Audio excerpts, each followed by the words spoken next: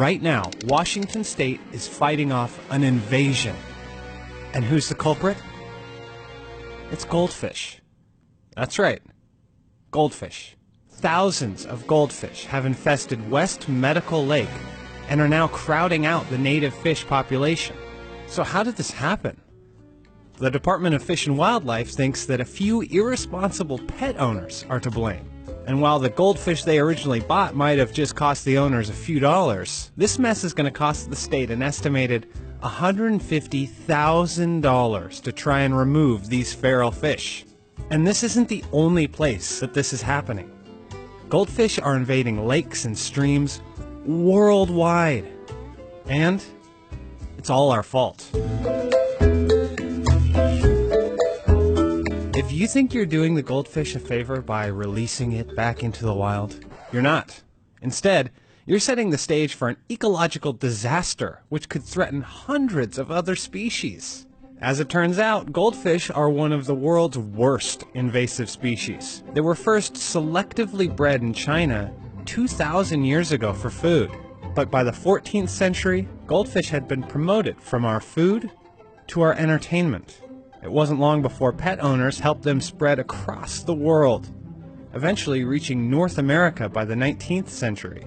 They may look small and cute in your tank at home, but in the wild, it's a completely different story. Given enough time and resources, these little orange monsters will grow into giants, reaching as much as 4 pounds, about the size of an American football.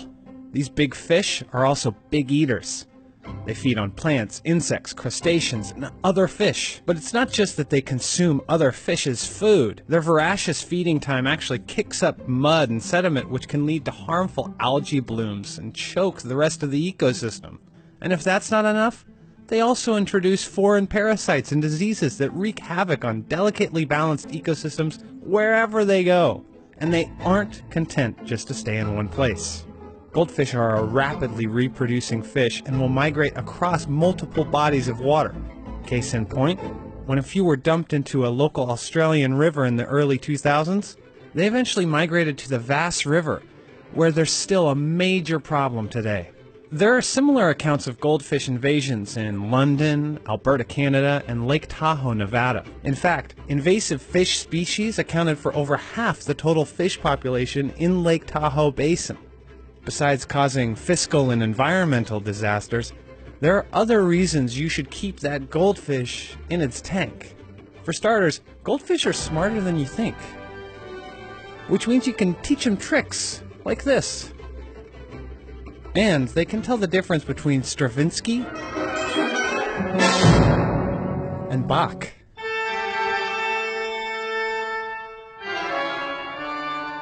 Can you do that? So consider the wildlife, and think twice before tossing that goldfish away.